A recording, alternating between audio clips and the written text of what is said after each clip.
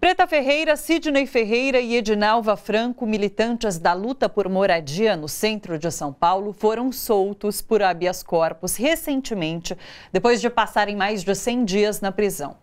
Preta e a mãe, Carmen Ferreira, líderes do Movimento Sem Teto do Centro, MSTC, são alvo de uma denúncia do promotor de justiça Cássio Conserino. Segundo reportagem da Folha de São Paulo, o promotor alega que movimentos de ocupação no centro de São Paulo são parte de associação criminosa, cobram aluguel sob ameaças, constrangem pessoas a participar de manifestações partidárias e manteriam laços com o PCC. Bom, em agosto, a Justiça chegou a pedir a prisão de Carmen Ferreira, que não se entregou e obteve habeas corpus no início de outubro. Segundo Carmen, que nos acompanha hoje aqui no estúdio, a ação faz parte de um projeto de criminalização dos movimentos sociais. Hoje a gente fala sobre direito à moradia e direito à cidade. Além de Carmen Ferreira, estamos com Elaine Mineiro, arte educadora, integrante do Fórum de Cultura da Zona Leste da Uniafro, e Douglas Belchior, que é coordenador de articulação do Fundo Brasil de Direitos Humanos. Inclusive, o Fundo Brasil participa quinzenalmente do Bom para Todos, propondo temas de discussão essenciais para o desenvolvimento do nosso país. Sejam muito bem-vindos, pessoal. Um prazer tê-los aqui. Muito obrigada. A Carmen já é referência de liderança de movimento popular, de moradia especificamente, em São Paulo e no Brasil todo. E você já passou por situações como essa? Você já foi inocentada 2 vezes em processos como esse. Como foi esse novo processo? Quero que você conte o que você passou nisso tudo. Bem, boa tarde. Obrigado por mais uma vez estar aqui de volta. No dia 24 de junho, eu estava no Rio de Janeiro, estava num trabalho na UFJ, lá no campus da URCA, quando eu recebi um telefonema que meus filhos estavam sendo levados para o DEIC, a Preta Ferreira e o Sidney Ferreira. E aí eu respondi, bem, gente, eles devem estar indo lá dar um depoimento, é normal, a gente não deve nada à polícia, nem a ninguém, vamos lá. Eu confesso que desde esse dia 24 eu vim retornar para minha casa 100 dias depois, né? De ter o direito de andar na cidade, né? Eu que sempre fiz uma propagação do direito à cidade, né? E me vi envolta mais uma vez, né? No fake news, porque a denúncia foi baseada num blog, foi baseada em cartas anônimas. Eu dou o direito da justiça, ela tem o direito sim de investigar, ela tem o direito de saber a verdade, mas não se prende ninguém por convicção, né? Sim. Não se prende ninguém sem dar o direito de voz. Eu e a minha família, e Edinalva, a Angélica, os vários outros companheiros que tiveram, né, aí a sua vida ceifada nesses 100 e poucos dias, nós temos uma questão que a gente tem um envolvimento direto com o poder público, né? Um movimento com outros movimentos sociais. E as pessoas que estão jogadas nos cárceres inocentes, anos e anos, né? E para reflexão, eu fiz uma autocrítica, né, desses 100 dias, e eu digo o seguinte, chega de nós brasileiros vivermos ativismo pífaro. Está na hora, de fato, da gente encarar ser ativista. No Brasil, assim como no mundo, está ocorrendo uma movimentação de uma minoria, sim, que nós não somos minoria, negro, mulher, jovem, LGBT, nós não somos minoria. Nós somos minorizados. O pobre no mundo, ele é minorizado, né? O trabalhador de menor renda são pessoas minorizadas. Então, chega da gente se separar. Chega da gente não mais procurar escutar qual é o problema um do outro. Porque quando nós conseguimos ter um problema de escuta, 1 minuto de escuta do problema de um ou do outro, a gente consegue quebrar esse embranquecimento que nos é imposto, né? É o embranquecimento que não é de pele, é o embranquecimento da ignorância, né? Porque o Brasil é ceifado por ignorância. Falar desse processo, para mim é um retrocesso imenso, né? Mais uma vez, eu quero só dizer que eu não tenho culpa alguma, esse não é o meu ativismo. Meu ativismo é lutar por uma moradia digna, onde as pessoas possam viver na cidade, nos bairros urbanizados, não serem gentrificados, levados para a periferia da periferia, né? Enquanto nós temos governantes que não estão preocupados em solucionar problemas da política pública, que não é só a moradia, que a moradia é só um eixo.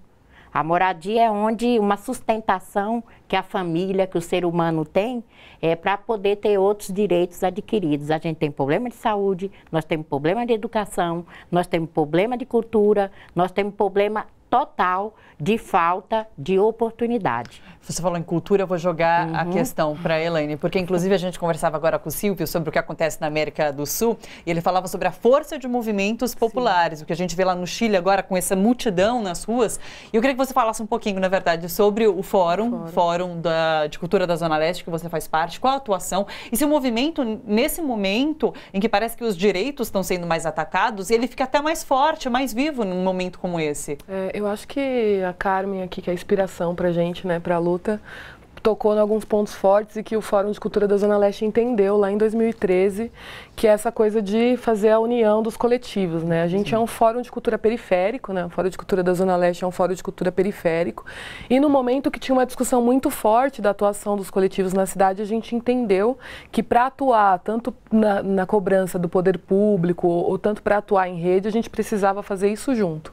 E aí os coletivos, né, todos os coletivos que integram o Fórum de Cultura da Zona Leste são coletivos que estão produzindo arte nas quebradas, estão produzindo artes nos seus territórios.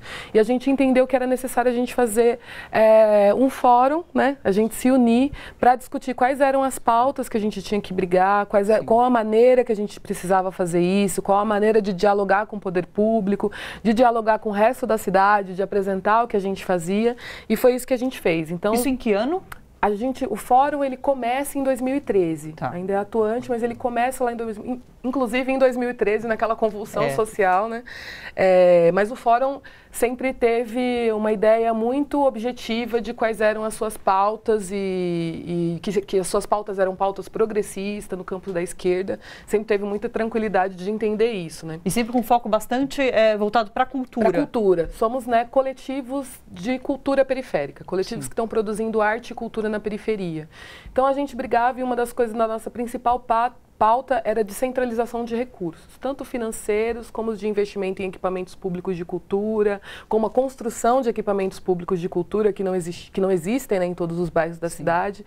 Então a nossa pauta era pensar um pouco a cidade a partir da periferia. A lógica de que isso que a Carmen fala, né, dessa circulação, que ela tem que ser uma opção pela cidade, né? Eu tenho que ter a opção de ir no municipal, que não me é garantida, tenho que ter a opção de ir no centro cultural em qualquer lugar, mas eu tenho que ter a opção também de poder produzir arte na minha quebrada, tenho que ter a opção de ter um espaço de cultura na minha quebrada. Então a briga do fórum sempre foi e continua sendo por essa descentralização de recursos, né? Assim como todas as áreas, né, na cidade, o investimento, né, tanto financeiro como o investimento em equipamentos na cidade, ele é absolutamente desigual, né? Então você tem um quadrante sudoeste na cidade que vai receber um investimento público, mas as periferias ali, elas ficam só pagando o imposto, porque a gente paga imposto, mas acaba não recebendo de volta esse investimento, né? Então a nossa briga era nesse sentido, tanto de reconhecer como que aquelas pessoas que estão fazendo arte na periferia são trabalhadores da cultura, são artistas e merecem ser respeitados dessa forma, e também esse investimento que tem que ser feito, né? Acho que em relação a nós que éramos trabalhadores da cultura, tem uma coisa que, uma cultura, né, na cidade, de entender que aquela pessoa que está fazendo arte lá na periferia, ele não é um artista de verdade, ele não é um artista profissional. Então a gente via que a Secretaria de Cultura, por exemplo, quando ela ia fazer suas contratações, e agora a gente volta para esse patamar, né, a gente via que você contratava um artista da região central, um artista com grande renome na sociedade, que precisa circular mesmo, mas na hora de contratar os coletivos que estão fazendo arte e cultura na periferia, aí você queria contratar na camaradagem, não faz aqui de graça, faz aqui porque é para mostrar seu trabalho, né? E isso partindo da Secretaria de Cultura, né? Então a gente entendeu que não, a gente está produzindo arte como qualquer outra pessoa na cidade, como qualquer outra pessoa na cidade precisa ser remunerado, precisa ser respeitado.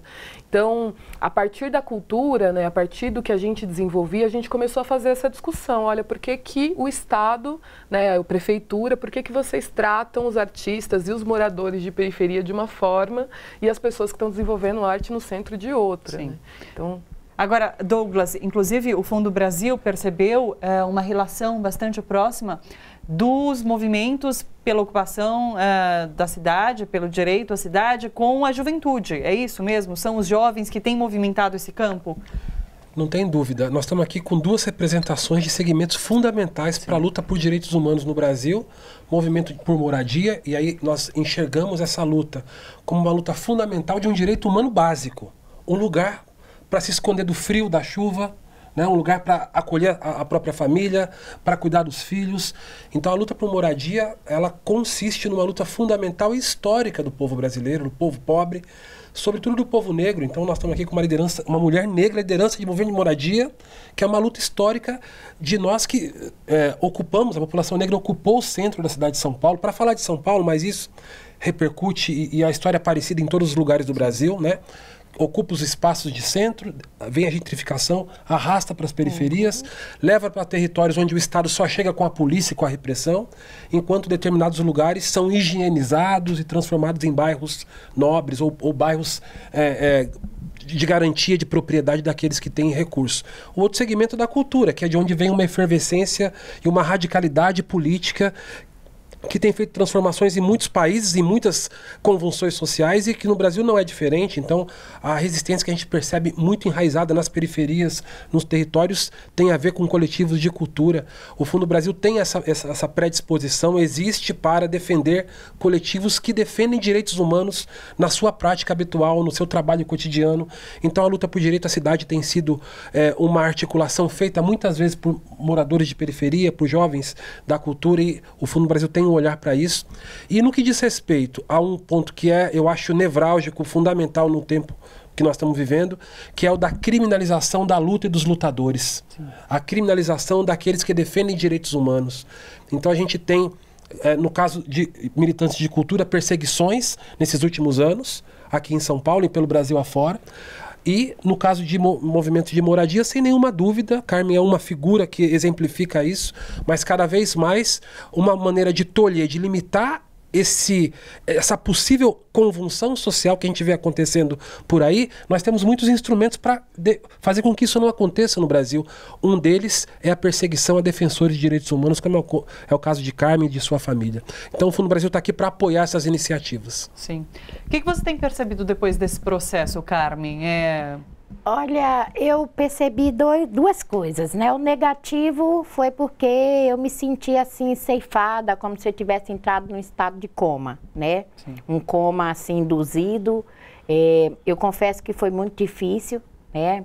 Eu sempre fui uma pessoa assim, legalista, né? Dentro de casa. Toda mãe que cria seus filhos só, eu sempre tive uma condução que é estudar, trabalhar, né, ter nossa vida normal como família, e de repente eu ver 3 filhos meus, 2 presos, uma também com pedido de prisão, né, e uma nora que nunca foi, nem abre a boca, nem a ocupação anda, né, e aí eu sentia vergonha, né, de tudo que foi construído, porque hoje esse reconhecimento do MSTC, com a minha liderança, mesmo aqui a nível Brasil, mas também internacionalmente, eu disse, para se desconstruir basta um segundo, né? Sim. E dá uma vergonha, uma sensação tão ruim, como você fosse...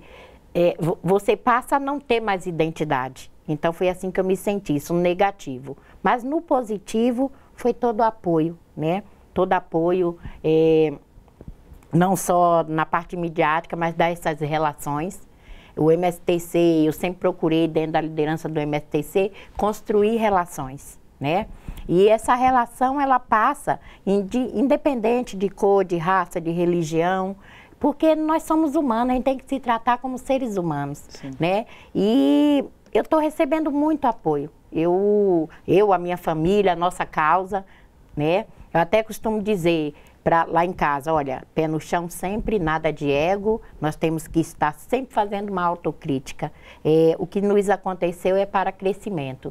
Então a gente tem aí que engajar uma nova perspectiva de lutar, que são essas mulheres que estavam presas, que estão, né, Preta passou por um presídio como é que essas mulheres, né? A gente tem toda essa questão da relação. E essas que estão lá sozinhas, abandonadas, sem visita, muitas vezes inocentes. E mesmo que tenham cometido um erro, quem é 100%? Ou seja, a luta até se amplia nesse momento, amplia, né? Isso. Agora, para além disso, a ocupação mais importante hoje do MSTC é a 9 de julho, a ocupação 9 de julho. Qual é a situação hoje da ocupação 9 de julho? A situação da 9 de julho, hoje nós estamos aí dentro de uma coisa assim, criamos uma proposta, antes de tudo acontecer, nós criamos uma proposta, a gente já atua na 9 de julho. A 9 de julho é um prédio que era do INSS, foi passado para o IPREM, e do IPEM para a prefeitura. Então, dentro dessa passagem, tem uma coisa que chama dação, né? Essa dação, ela consiste para 4 eixos: educação, saúde, moradia e cultura. A 9 de julho já é esse polo. Nós temos lá a educação, com a Uniafro, né? Fora outros cursos, reforço escolar. Nós já temos a saúde, com a própria Secretaria de Saúde atuando lá dentro. Sim. Nós temos a questão da moradia e a gente tem a cultura, porque virou uma efervescência cultural muito grande, uma referência. Então, nós fizemos uma proposta para a prefeitura que nos desse essa dação, porque esses 4 eixos a gente já tem, inclusive nós propomos uma parceria à Secretaria de Cultura. E a gente está aí numa criação da PP-POP, que é a Parceria Popular, Público-Popular, né? Que é onde os movimentos têm a cessão de uso, as famílias moram e a gente já faz o que a gente faz, autogestão, reformamos, fazendo zeladoria, com a parceria desses 4 eixos. E tem existido caminho para diálogo junto com a prefeitura? Sim, sim. Inclusive, antes de acontecer tudo isso, nós tínhamos ido junto com o secretário de Cultura, levar a proposta para a prefeitura e está tendo aí uma grande discussão com o urbanista, com a academia, com o judiciário, porque essa é a melhor saída, né? Sim. Nós temos quantos imóveis abandonados na região central? Vamos falar da região central, né? E do entorno. Isso fora os terrenos que estão nas periferias, né? E aí, essa cessão de uso não deixa de pertencer ao Estado ou ao município esse parque público. Ao contrário, a população vai tomar conta. É melhor tomar conta que viver abandonado. E também não gentrifica, porque é uma coisa que não consigo entender. Por que é que quando várias famílias nas áreas de mananciais, não que seja errado, tá? Não que a gente já esteja aqui para criticar, acabando com os mananciais, acabando com as reservas d'água, ocupa, ninguém mexe, que é bem afastado, é periférico. Agora, na região central, já com parque público pronto, onde tem hospital, onde tem escola, onde tem a creche, onde tem a cultura, que o teatro municipal das cidades em si, não só de São Paulo, não pode ser de exclusão. Cultura nunca pode ser de exclusão, porque é através da cultura que tem-se uma escuta. Quando o MSTC começa a compreender que essa relação passa pela cultura, é fundamental, faz um start, acorda, nós temos que levar para o povo que necessita, um trabalhador que sai de manhã, chega à tarde, com a preocupação, né, de trazer comida, trazer roupa, de dar educação, por que ele não merece a arte também? Vou passar de novo para a Elaine, porque a gente fala muito sobre essa questão dos movimentos e da convulsão social que se espera e que está acontecendo no Chile, enfim. Mas a cultura é importante para isso também, para o trabalhador que passou o dia todo trabalhando e quer ter aquele momento de descontração. Para isso também a cultura é importante. Eu acho que a cultura, assim, a arte, ela é a elaboração que o povo faz, geralmente o povo pobre, o povo preto, a elaboração que a gente faz da vida, como a gente pode enxergar a vida em outros caminhos, como a gente pode pensar um mundo diferente, como a gente pode pensar a cidade de maneira diferente. E para quem faz arte na periferia, para quem faz arte nesses espaços, não tem como a nossa arte não estar relacionado às nossas questões principais, que é a defesa da nossa vida, a defesa do nosso corpo na cidade, a defesa das coisas que nos constroem, né? Então eu acho que a arte, quando ela está ligada a esses movimentos, ela é fundamental porque ela faz a gente enxergar 1000 possibilidades de fazer as coisas, faz a gente se entender mais, faz a gente ouvir mais o que está acontecendo e faz a gente festejar, alegrar. Eu acho que a história do nosso povo, do povo negro, do povo pobre desse país, é conseguir festejar, é conseguir olhar para as coisas, ver o lado positivo, conseguir, se recarregar para continuar na luta, se recarregar para continuar fazendo as coisas. E aí, nesse sentido, não só o fórum, né? Todos esses coletivos que estão fazendo arte na periferia, a grande maioria desses coletivos são coletivos militantes. Sim. Que estão fazendo uma militância em defesa do direito à vida, assim, né? Assim, a gente é sempre atacado pelo poder público, né? E tem, assim, a nossa vida em risco na periferia o tempo todo, né? Então, esses grupos, esses coletivos estão fazendo essa defesa da vida, estão trabalhando em defesa da vida dessas pessoas, né? E não nesse sentido, né, de falar, não, vou tirar o menino do crime, porque, mas no sentido de fazer a reflexão mesmo, de fazer a ampliação dos horizontes, dos limites, assim, pensar outra forma de ocupar a cidade. Eu acho isso que a Carmen fala desse como é que é? Parceria? PP Pop. É sensacional isso aí. É sensacional. É a solução da moradia. E são as soluções. Sentido, pois E são as soluções que o povo. Isso é cultura, né? São as soluções que o povo constrói e que vão dar uma solução muito mais eficaz, muito mais eficiente para os problemas da cidade, né? É isso, né? A cidade constrói um problema que é a gentrificação, que é colocar as pessoas nas áreas, né? Depois de um vazio urbano, mas essas pessoas que estão lá vão lá e constroem um movimento de cultura periférico, constrói um movimento de ocupação de cultura, as pessoas arrumam soluções maravilhosas, criativas, lindas, para que a gente tenha uma cidade melhor. Mas é muito louco como a gente às vezes é muito talhado, né? A gente não consegue, né? Mas o que também me desperta é que é uma reação. Poderia não ser, mas é sempre uma reação a partir de um problema que existe, né? É que a gente elabora a solução. Sim. O povo preto, o povo de periferia, elabora solução para as coisas. A gente acorda elaborando solução. Se eu não tenho ônibus aqui... Quando eu moro na cidade de Tiradentes desde 87. Quando a gente foi morar lá, não tinha asfalto na rua. O povo saía com sacolinha no pé para chegar com o pé limpo para pegar o ônibus. O povo pobre, preto, de periferia, ele elabora soluções o tempo inteiro. Ele não desiste, né? Não desiste. Então é por isso que a crise, todo mundo fala, está em crise, está em crise. Eu sempre falo assim, está em crise, mas acha algum jeito. Porque, está em crise de emprego. A pessoa está na rua, a pessoa está fazendo uma arte, a pessoa está fazendo um bordado, né? Então, gente, o povo brasileiro em si, o povo pobre, ele realmente tem soluções. Sim.